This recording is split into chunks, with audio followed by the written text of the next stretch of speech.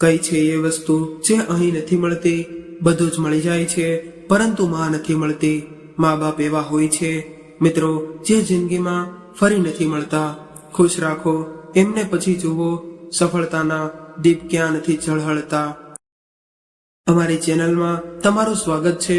આપણી આજની વાર્તા છે અંતિમ ઈચ્છા. હેલો રીખવ બેટા, હું તને કેટલા દિવસોથી ફોન લગાડી રહ્યો છું, પરંતુ તું તો કે ફોન ઉપાડતો જ નથી. બેટા, તું તો જાણે છે તારી મમ્મીની હાલત વિશે. એની તબિયત ઠીક નથી રહેતી. હવે તો એની હાલત વધારે બગડવા લાગી છે, પરંતુ પગ પર પડતા પડતા તને પર યાદ કરતી રહે છે. બેટા, થોડો સમય કાઢીને મમ્મીને મળવા આવી જા. વહુ અને બાળકોને પણ લેતો આવજે. તારી મમ્મી હિંમત હારી ગઈ છે અને તને મળીને તેને થોડી હિંમત આવી જશે. હજુ મનોજભાઈએ પોતાની આ વાત કહી જ હતી કે રીખવે પોતાની મજબૂરીનો અવગણવાનું શરૂ કરી દીધું.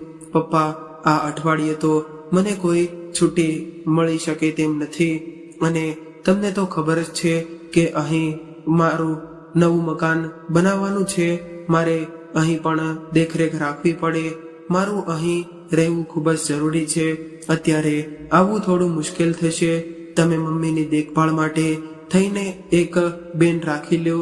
દીકરાનો સ્પષ્ટ જવાબ સાંભળીને મનોજભાઈના ચહેરા પર ચિંતાની રેખાઓ અને નિરાશાના ભાવ ઉભરાઈ ગયા, અને એમની આંખો આંસુઓથી ભરાઈ આવી અને વિચારવા લાગ્યા કે કામવાળા બેન તો હું રાખી શકું છું. મારી પાસે રૂપિયાની કઈ કમી તો છે નહીં, પરંતુ આજકાલના છોકરાઓને કોણ સમજાવે કે તેમના મા બાપને કોઈ પારકાથી વધારે પોતાનાની જરૂરત હોય છે. દિવસે ને દિવસે કેન્સરથી પીડિત ભાવનાબેનની તબિયત વધારે ખરાબ થઈ રહી હતી, અને મનોજભાઈના મનમાં એક ખૂણામાં હવે ડર લાગ્યો હતો. બીમાર પત્નીની દેખરેખ માટે તેઓ આખો દિવસ પોતાના પલંગની પાસે બેઠા રહેતા. ક્યારેક ક્યારેક તો ભાવનાબેન પૂછી લેતા, તમે રીખવને ફોન કરીને મારી તબિયત વિશે જાણ કરી કે નહીં? એવું કયું કામ છે જે પોતાની માંથી પણ વિશેષ છે? એના માટે સાંભળો છો, રીખવને રજા નથી મળી રહી, તો આપણે તેના ઘરે જતા રહીએ. થોડા દિવસોથી ખૂબ જ ઈચ્છા થઈ રહી છે છોકરાઓને મળવાની. એટલે મનોજભાઈ એમને ખોટો દિલાસો દેવા લાગ્યા અને કહ્યું કે તારા લાડલાઓએ અહીં આવવા માટે થઈને પૂરા 1 અઠવાડિયાની છુટ્ટીની અરજી કરી દીધી છે. એટલા માટે આવવામાં તો થોડો સમય લાગી રહ્યો છે. જોજે, રજા મળતા જ આપણને મળવા માટે દોડ્યો આવશે. એવું કહેતા મનોજભાઈ પોતાના દુઃખને છુપાવવા ફિક્કી હસી હસતા લાગ્યા, અને ખૂબ જ મુશ્કેલીથી પોતાના આંસુઓને રોકીને રૂમની બહાર નીકળી ગયા. હવે તો ભાવનાબેન પણ સમજી ગયા હતા કે આ બધી વાતો તેમના પતિ તેમનું મન રાખવા માટે કહી રહ્યા છે, નહીતર અમદાવાદ અહીંથી દૂર છે જ કેટલું. આવા દુઃખના સમયમાં આ ઉપેક્ષિત વૃદ્ધ દંપતી પાસે એવું કોઈ પોતાનું હતું નહીં જેની સાથે પોતાનું દુઃખ હળવું કરી શકે. તે બંને એકબીજાને જ દિલાસો આપીને અહીં જતા. ઘણી વખત મનોજભાઈ પોતાની પત્નીને કહેતા, ભાવના, કદાચ આપણા જ નસીબ ખરાબ છે કે આપણને પોતાના દીકરા અને વહુ તેમના બાળકો સાથે રહેવાનું સુખ પણ નસીબ નથી, અને છોકરાઓને પોતાના ખોળામાં રમાડવા અને તેમને લાડ લડાવવાની ઈચ્છા જ રહી ગઈ. આ વાત સાંભળીને ભાવનાબેન પોતાના પતિને ભાવનાત્મક આશ્વાસન આપતા હતા, અને તો તે તમારું દિમાગ બેકાર વાતોમાં લગાડી રાખો છો. દીકરાઓની પોતાની પણ જિંદગી છે. તે પોતાના પગભર ઊભો છે, ખુશ છે. આનાથી વધારે આપણને બીજું શું જોઈએ? તેમની ખુશીઓમાં જ આપણી ખુશીઓ હોવી જોઈએ. પરંતુ છતાં ભાવના, દીકરાની કોઈ ફરજ નથી. એટલે ભાવનાબેન કહેતા, જેના ભાગ્યમાં જેટલું લખ્યું હોય છે તેટલું જ તેને મળે છે. કદાચ આપણા ભાગ્યમાં સંતાનનું સુખ આટલું જ હતું. આપણે તેના આવવાની ખોટ આશા બાંધી બેઠા છીએ. એની દુનિયામાં હવે તેની પોતાની પત્ની, બાળકો અને શહેરમાં ભણેલા ગણેલા લોકો છે. હવે તેની દુનિયામાં આપણી કોઈ જગ્યા નથી. આવી રીતે જ તે બંને એકબીજાને આશ્વાસન આપતા અને એકબીજાના દુઃખને હળવું કરતા એનો પ્રયાસ કરતા રહેતા. ઘરનું કામકાજ સંભાળવા માટે પણ મનોજભાઈએ એક નોકર રાખેલો હતો. નોકર રાખવાથી તેમને એ વાતની ખાતરી રહેતી કે ચલો કોઈ તો આ અવસ્થામાં તેમની સાથે છે જે તેમના મુશ્કેલ સમયમાં તેમને સંભાળી લેશે. થોડા દિવસો આમ જ વીતી ગયા, પરંતુ ભાવનાબેનની બીમારી વધતી જતી હતી. હવે તો દવાઓ પણ તેમની બીમારી માટે હિંમત હારવા લાગી હતી. પરંતુ તેમનો એકનો એક દીકરો તેમના હાલચાલ પૂછવા પણ આવ્યો ન હતો. પોતાની પત્નીની ચિંતામાં ડૂબેલા મનોજભાઈએ ભૂખ અને ખૂબ જ ભારી મનથી ઈચ્છા ન હોવા છતાં પણ પોતાના દીકરાને ફરીવાર ફોન કર્યો. રૂંધાયેલા અવાજમાં એવો બોલ્યા, બેટા, તારી મમ્મીની હાલત હવે વધારે બગડવા લાગી છે. હવે પણ ડોક્ટરને દેખાડી દીધું, પણ ડોક્ટરે કહ્યું કે તારી મમ્મીને કોઈ મોટી હોસ્પિટલમાં લઈ જવાની આવશ્યકતા છે. તેમણે અમદાવાદની કેન્સર સ્પેશિયાલિસ્ટ હોસ્પિટલમાં લઈ જવાની સલાહ આપી છે. હવે તેની આ હાલત મારાથી જોઈ નથી શકાતી. તું જલ્દીથી આવીને અમને લઈ જા. તારી મમ્મીને જલ્દીથી જલ્દી સારા ઈલાજની જરૂરત છે. એટલે દીકરાએ જવાબ દીધો, પપ્પા, હું કોઈ કામથી મુંબઈ આવ્યો છું. તમે મમ્મીને એમ્બ્યુલન્સમાં અમદાવાદની કેન્સર હોસ્પિટલમાં લઈને આવી જાઓ. મને હજી 2 દિવસ લાગશે પાછા અમદાવાદ આવવામાં. દીકરાના કહ્યા અનુસાર મનોજભાઈ ભાવનાબેનને એમ્બ્યુલન્સમાં અમદાવાદ લઈને આવી ગયા અને હોસ્પિટલમાં એમને એડમિટ કરાવી દીધા. ડોક્ટરે તરત જ ઈલાજ શરૂ કરી દીધો, પરંતુ ઈલાજની કોઈ પણ અસર થતી નજર નહોતી આવી રહી. વીતતા દરેક પળની સાથે ભાવનાબેનની બચવાની આશા પણ ઓછી થઈ ગઈ હતી. પરંતુ છતાં પણ મનોજભાઈને એ વાતની ખાતરી હતી કે પોતાના દીકરા, વહુ અને તેમના છોકરાઓની એક ઝલક જોવા તરસતી ભાવનાની આ ઈચ્છા તો કમસે કમ પૂરી થઈ જશે. પરંતુ મનોજભાઈનો આ વિચાર ફક્ત એક ભ્રમ માત્ર રહી ગયો હતો. જેઓ હર દિવસ સૂરજ નીકળતા જ દરવાજા પર નજર રાખીને એક આશાભરી નજર સાથે પોતાના દીકરાની રાહ જોતા, પરંતુ રોજે રોજ તેમની આ આશા તૂટી જતી. હર એક વીતતો દિવસ હવે તેમને પોતાના દીકરાની દાનતનો અહેસાસ કરાવવા લાગ્યો. પછી એક દિવસ એવો પણ આવ્યો જ્યારે ડોક્ટરે ભાવનાબેનના ઠીક થવાની આશાને બિલકુલ નકારી દીધી અને મનોજભાઈને સાફ શબ્દોમાં કહી દીધું કે દવાખાનાના ઈલાજથી હવે તેમને પોતાના બાળકોના સાથની આવશ્યકતા છે. આ સાંભળીને મનોજભાઈ અંદર સુધી ભાંગી પડ્યા અને પોતાની પત્નીનો હાથ પોતાના હાથમાં લઈને દુઃખમાં ડૂબેલા મનોજભાઈ તેમની પાસે બેઠેલા હતા. ત્યારે ભાવનાબેને કહ્યું, સાંભળો છો, મને ખબર છે કે હું થોડાક દિવસોની જ મહેમાન છું. ખબર નહીં ક્યારે આ પ્રાણ નીકળી જાય. બસ મારી એક આખરી ઈચ્છા પૂરી કરી દો. મને મારા દીકરાઓથી મળાવી દો. મારા દીકરા અને તેના બાળકોનો ચહેરો ફક્ત એક વખત મારે જોવો છે. પોતાની પત્નીની આ વાત સાંભળીને મનોજભાઈનું હૃદય ચકનાચૂર થઈ ગયું અને ભાવનાબેનની ઈચ્છા પૂરી કરવા માટે તેમણે ફરી એક વખત ધ્રુજતા હાથે પોતાના દીકરાને ફોન કર્યો. પરંતુ રીખવે આજે પણ ફોન ઉઠાવ્યો નહીં.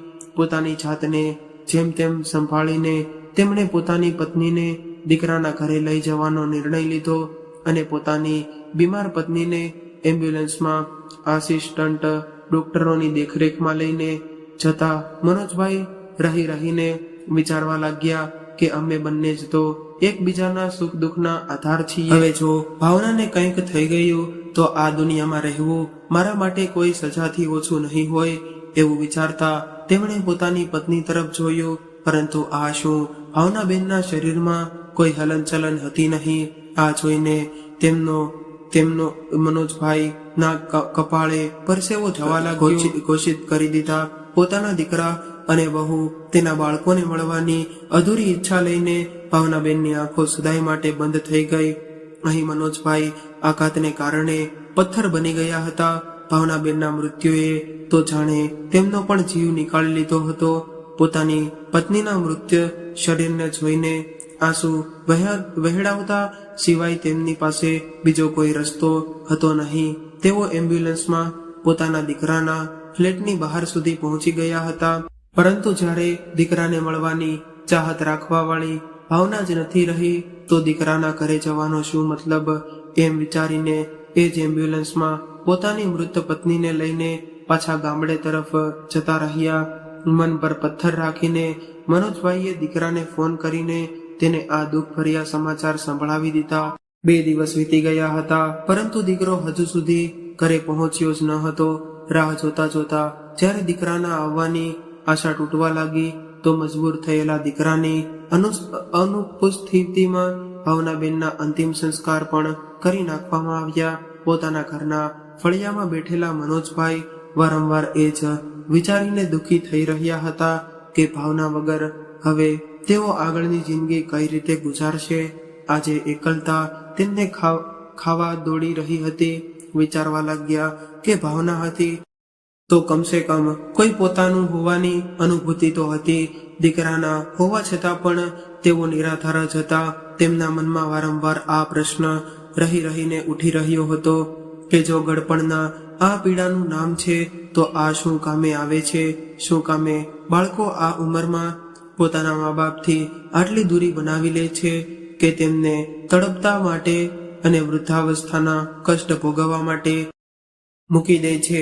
આજે મનોજભાઈની પત્નીનું મૃત્યુ થઈને 5 દિવસ વીતી ગયા હતા પરંતુ હજુ સુધી તેમના દીકરાએ આવવાનું જરૂરી ન સમજ્યું. વિચારવા લાગ્યા કે જ્યારે આ દીકરાને ભાવના તકલીફમાં જોતી તો તેમાં ચિંતામાં ડૂબી જતી હતી, પરંતુ પોતાના માતા પિતાને આટલા કષ્ટ આપ્યા પછી પણ તેમના દીકરામાં રત્તીભર પણ પછતાવાની લાગણી હતી નહીં. મોટા થઈને પોતાના જ બાળકો આટલા સ્વાર્થી અને પથ્થરદિલ કઈ રીતે થઈ જાય છે? મનોજભાઈની આંખો રોઈને લાલ થઈ ગઈ હતી. પોતાની પત્નીની અસમયે મૃત્યુ આમાંનો એમના આંખોના પાણીને સમાપ્ત કરવા લાગી હતી. હવે તો એવું લાગી રહ્યું હતું કે જાણે આ આંખોમાંથી લોહી વહેવા લાગશે. ભાવનાએ તો પોતાના દીકરાને જરાક પણ દુઃખ કે તકલીફનો અનુભવ પણ થવા દીધો ન હતો. તો પછી તે તેની અંતિમ યાત્રામાં કેમ ન આવ્યો? જેની એક માંગ પર ભાવના જાતના પકવાન બનાવી દેતી હતી. તેની જરાક આમથી તકલીફ માટે તેને આસપાસના વૈદ્ય હકીમોને ભેગા કરી લેતી હતી. તેને સહેજ એવી છીંક પણ આવતી તો તરત જ તેને ડોક્ટર પાસે લઈ જતી હતી. જ્યાં સુધી પૂરી રીતે ઠીક ન થઈ જતો તેને ચેન પડતો ન હતો અને દીકરાની ઈચ્છાને જીભ પર આવતાની સાથે જ પૂરી કરી દેતી હતી. તેણે તો પોતાની મમતામાં ક્યારેય ઉણપ આવવા દીધી ન હતી. એ જ દીકરો તેના બીમાર થવા પર શું અંતિમ વિદાય પણ આવવા માટે પણ સમય ન કાઢી શક્યો? મનોજભાઈ વિચારવા લાગ્યા કે જ્યારે 2 વર્ષ પહેલા રીખવ ગામડે આવ્યો હતો તો મનોજભાઈ અને ભાવનાબેનને તેની સાથે જવાની વાત કરી હતી. તેમની મોડર્ન વહુનો ચહેરો તો પોતાના સાસુ સસરાને સાથે રાખવાની વાત સાંભળતા જ ઉતરી ગયો હતો. ખબર નહીં બંને જણાએ એકાંતમાં શું વાત કરી લીધી કે બીજા દિવસે જ્યારે તેમની સાથે જવાનો સમય આવ્યો તો રીખવે તાલમ ટોલ કરતા કહ્યું, પપ્પા, અહીંથી આપણી બધી જમીન તો ખરાબ થઈ જશે. અહીંની ખેતીવાડી સંભાળવી પણ જરૂરી છે. એટલા માટે તમે બંને અહીં જ રહો. દીકરાની હામાં હા મેળવતા વહુ પણ બોલી, આ બરાબર કહી રહ્યા છે પપ્પા. આ ગળપણમાં અમદાવાદ શહેરનું પ્રદૂષણ ભર્યું વાતાવરણ તમારા સ્વાસ્થ્ય માટે પણ સારું નથી. ગામડાનું સાફ અને સ્વચ્છ વાતાવરણ જ તમારા બંનેના સ્વાસ્થ્ય માટે ઉચિત રહેશે. અને પછી અમે લોકો તો તમને મળવા આવતા જ રહીશું ને. મનોજભાઈએ તો એ જ દિવસે દીકરા અને વહુનું મન ભાંખી લીધું હતું. એમને મનમાં ને મનમાં અહેસાસ થઈ રહ્યો હતો કે હવે પોતાના દીકરાની આશા રાખવી જ બેકાર છે. પરંતુ એ સમયે તો તેમની પાસે પોતાની પત્નીનો આધાર હતો જે એને દરેક મુસીબતમાં આશ્વાસન આપતી હતી. હવે એ આધાર પણ ભગવાને તેમની પાસેથી છીનવી લીધો હતો. ભૂતકાળમાં ડોક્યું કરતા મનોજભાઈને વીતેલા સમયની યાદો અતિશત પીડાની અનુભૂતિ કરવા લાગી અને આંખોમાંથી પડતા આંસુઓને તેમના શર્ટના ઉપરના ભાગને ભીનો કરી દીધો હતો. વિચારવા લાગ્યા કે 5 દિવસ પહેલા જ માના મૃત્યુના સમાચાર મોકલી દીધા હતા, પણ દીકરા અને વહુનો કોઈ પણ અતોપતો નથી. આ 5 દિવસના અંતરાલમાં તેમણે એક એક ક્ષણ કેવી રીતે કાપી તે તેમની હાલત પર સાફ દર્શાવી રહી હતી. આસપાસ ભીડભાડ હોવા છતાં પણ મનોજભાઈ આજે એકાંકી થઈને પોતાના દીકરાની રાહમાં દમ તોડી રહ્યા હતા. પોતાની પત્નીના જવાનું દુઃખ અને દીકરાની ઉપેક્ષા સહન કરતા મનોજભાઈ અગાસી પર આંટા મારી રહ્યા હતા. અગાસી પરથી નીચે ફળિયા તરફ જોયો અને વિચારવા લાગ્યા કે આ ફળિયામાં ભાવનાની ખિલખિલાતી હસી ગુંજતી રહેતી હતી. અહીં જ અમારા દીકરાનું નાનપણ પર વીત્યું હતું. આ ફળિયું જ મારા હસતા ખેલતા પરિવારના અવાજોનું સાક્ષી હતું. પોતાની રીતે યાદોમાં ખોવાયેલા મનોજભાઈના વિચારો પણ એકાએક વિરામ લાગી ગયો. જ્યારે ગામની વચ્ચે થઈને નીકળવા વાળા રસ્તા પર કોઈ ગાડીઓ જોરદાર બ્રેકનો અવાજ આવ્યો. પોતાના દીકરાના આવવાની આશા લઈને તેમણે ગાડી તરફ જોયું તો બાજુવાળા મનોહરભાઈનો દીકરો પોતાની પત્ની અને દીકરાની સાથે તે ગાડીમાંથી ઉતરી રહ્યો હતો. જે બાજુના ગામડામાં જ નોકરી કરતો હતો. પોતાના દીકરાને આવતો જોઈને મનોહરભાઈ તરત જ બહાર આવ્યા અને તેમણે પોતાના પૌત્રને ઝડપથી તેડી લીધો. અને મનોજભાઈ જે છત પર ઊભા આ નજારો જોઈ રહ્યા હતા તે વિચારવા લાગ્યા કે આજ સુખ તો મારી ભાવનાની ઈચ્છા હતી. પોતાના દીકરાને ફક્ત એક વખત મળવા માંગતી હતી. પોતાના પુત્રને આલિંગનમાં બંધ કરવા માંગતી હતી. ફક્ત આટલું સુખ પણ અમારો દીકરો લઈ ના શક્યો. પોતાની મરતી માને બધાના દીકરાઓ થોડા દિવસોની નોકરી પછી પોતાના માતા પિતાને મળવા આવે છે, એમ અમે જ અભાગા છીએ, જેમાં દીકરાએ તેમને આ હાલતમાં પણ એકલા મૂકી દીધા. દુઃખના અથાગ સાગરમાં ડૂબેલા મનોજભાઈ થોડીવારમાં છત પરથી નીચે ઉતરી આવ્યા અને જોયું તો મનોહરભાઈનો દીકરો ભાવના માટે અફસોસ પ્રગટ કરવા લાગ્યો હતો. હવે તો મનોજભાઈને પોતાના દીકરાના ઉછેર પર તૃણા થવા લાગી હતી. બહાર નીકળીને પોતાના દીકરાના આવવાની આજથી એક વખત ફરીવાર રસ્તા પર નજર કરી તો જોયું કે દૂર દૂર સુધી નીરવ શાંતિ પ્રસરેલી હતી. અને ફરી વખત ધ્રુજતા પગે તેઓ અંદર આવી ગયા અને પોતાની માના 12માના દિવસે જ્યારે રીખવ પોતાની પત્ની અને બાળકોની સાથે ગામડે પહોંચ્યો તો ગામમાં ચારે તરફ આશ્ચર્યચકિત કરવા વાળી નીરવ શાંતિ પ્રસરેલી હતી. ગામડાની ગલીઓ અને ચોક પર જ્યાં હરભળ માણસોની ચહેર પહેર લાગતી રહેતી હતી આજે સુમસાન પડેલી હતી. ક્યાંક બાળકો પણ રમતા નજરે નહોતા આવી રહ્યા. જ્યાં ત્યાં એમ બે ગામડાના માણસો નજર પણ આવ્યા તો જોયું કે તેમની નજરો તેને એવી રીતે જોઈ રહી હતી કે જાણે તે કોઈ અપરાધી હોય, જેણે ખૂબ જ મોટો અપરાધ કર્યો હોય. જેવા તે લોકો ઘરે પહોંચ્યા તો જોયું તો ઘરના આંગણામાં લોકોની ભીડ જમા થયેલી હતી. આગળ વધ્યો તો બધા જ ગામડાવાળાની હેરાની ભરેલી નજરો તેને અપરાધ બોધ કરાવી રહી હતી. અંદર આવીને જોયું તો આંગણામાં તેના પિતાજીને જમીન પર સુવડાવવામાં આવ્યા હતા અને તેના પર સફેદ કપડું ઓઢાડેલું હતું. તેના પહેલા તે કંઈ બોલે તેના પિતાના એક મિત્રએ તેના હાથમાં એક ચિઠ્ઠી આપી દીધી અને બોલ્યા, બેટા, આ તારા પિતાજીએ તારા માટે લખીને ગયા હતા. ચિઠ્ઠી આપતા તેમની નજરો રીતવે અંદર સુધી જનહોળી રહી હતી. જેના પિતાએ તેના માટે ચિઠ્ઠીમાં શું લખ્યું છે એ જાણવા માટે તેણે જેવી ચિઠ્ઠી ખોલી તો તેમાં સૌથી ઉપર લખેલું હતું, મારા વહાલા દીકરા, સદા ખુશ રહેજો. મને નથી ખબર કે તને મળવા માટે હું જીવતો રહીશ કે નહીં, અને આમ પણ જીવતો મારો એ જ દિવસે નીકળી ગયો હતો જે દિવસે હર સુખ દુઃખમાં મારો આધાર એવી મારી તારી માં મને મૂકીને જતી રહી હતી, પરંતુ તું મારો એકનો એક દીકરો, મારો ગડપણનો આશરો હોવા છતાં પણ મારાથી આટલો પારકો કઈ રીતે થઈ ગયો? આ વાત મારી સમજથી બહાર છે. તારી માં જેણે તને આટલા લાડ પ્રેમથી ઉછેરીને મોટો કર્યો, તારી એક ઝલક મેળવવા માટે અંતિમ શ્વાસ સુધી તારી રાહ જોતી રહી, પરંતુ તું આવ્યો જ નહીં. પોતાનું મકાન અને પોતાની નોકરી અને તારી માં કરતા પણ વધારે જરૂરી લાગી રહ્યું હતું. પોતાની બીમાર માના હાલચાલ પૂછવાનો તો ઘણી દૂર વાત છે, પરંતુ તું તો તેના અંતિમ સંસ્કારમાં પણ પહોંચી ન શક્યો. ખબર નહીં આટલો પથ્થર દિલ તું કેવી રીતે થઈ ગયો. તે કહેવા માટે તો અમને દાદા દાદી બનાવી દીધા, પરંતુ ક્યારેય પણ અમારા પૌત્ર પૌત્રીને ખોળામાં રમાડવાની એક પણ તક ન આપી શક્યો.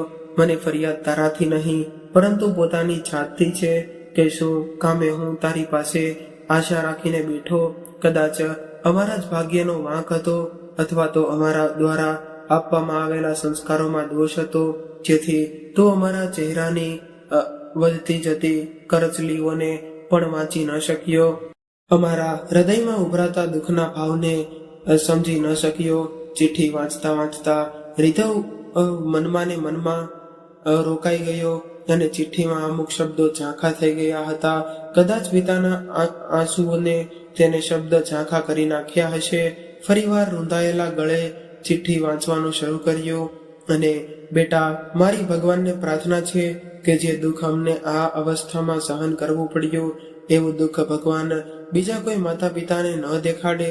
પરંતુ આપણા સમાજમાં આજકાલ વૃદ્ધોની સ્થિતિને જોતા મેં અનુભવ્યું છે કે મારા જેવા બીજા ઘણા બધા વૃદ્ધ માતા પિતા એવા છે જેમને તારા જેવી સંતાનના કારણે નરક કરતા પણ વધારે ખરાબ જિંદગી જીવવી પડે છે.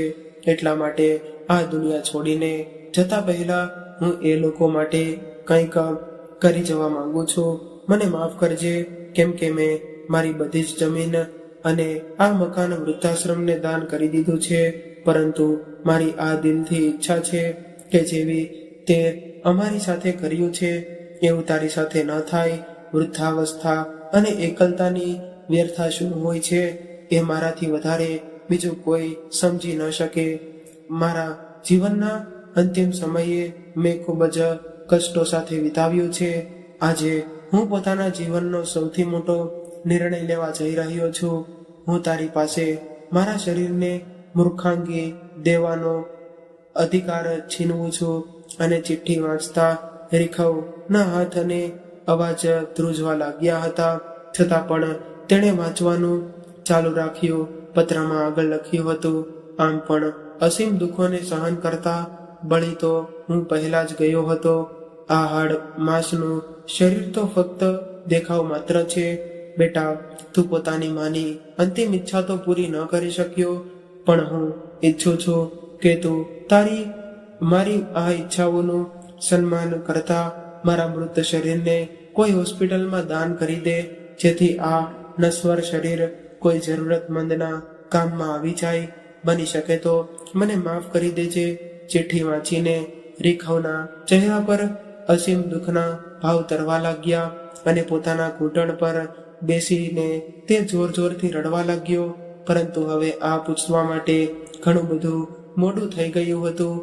બહારથી એમ્બ્યુલન્સનો અવાજ આવ્યો, અને તેના પિતાના મૃત શરીરને ઉપાડીને લઈ જવા લાગ્યા. એક એક કરીને બધા સગા સંબંધી અને ગામના લોકો પણ જતા રહ્યા. મિત્રો, હકીકત તો એ છે કે માતા પિતાને ગળપણ એટલું કમજોર નથી કરતું જેટલું સંતાનોનું વર્તન તેમને કમજોર કરી દે છે. મા બાપ તો એ ઘટાદાર વૃક્ષ છે જે ફક્ત દેવાનું જાણે છે, જેમની છત્ર છાયામાં બાળકો સુરક્ષિત રહે છે. એક મા બાપ જ છે જે તમારી પ્રગતિ જોઈને ખુશ થાય છે. આજે તમે જે કંઈ પણ કરો છો તેની પાછળ તે લોકોનો જ ત્યાગ છે. તમે અચાનક મોટા નથી થઈ ગયા. તમને મોટા કરવામાં માં પોતાનું શરીર ઘસી નાખ્યું છે, અને બાપે ધૂમ ધખાડતા તડકામાં પોતાનું શરીરને તપાવ્યું છે. જે વૃક્ષે તમને નાનપણમાં પોતાનો છાંયડો આપ્યો, તેના પાંદડા સુકાવા ન દેતા. તેમને પણ પોતાના સ્નેહ અને પ્રેમનું ખાતર જરૂર આપજો. પોતાની મધુર વાણી અને વ્યવહાર રૂપી પાણીથી સિંચાઈ રહેજો. કેમ કે જ્યારે છાંયડો દેખાવા વાળું વૃક્ષ નથી રહેતું તો આંગણામાં તડકો આવવા લાગે છે.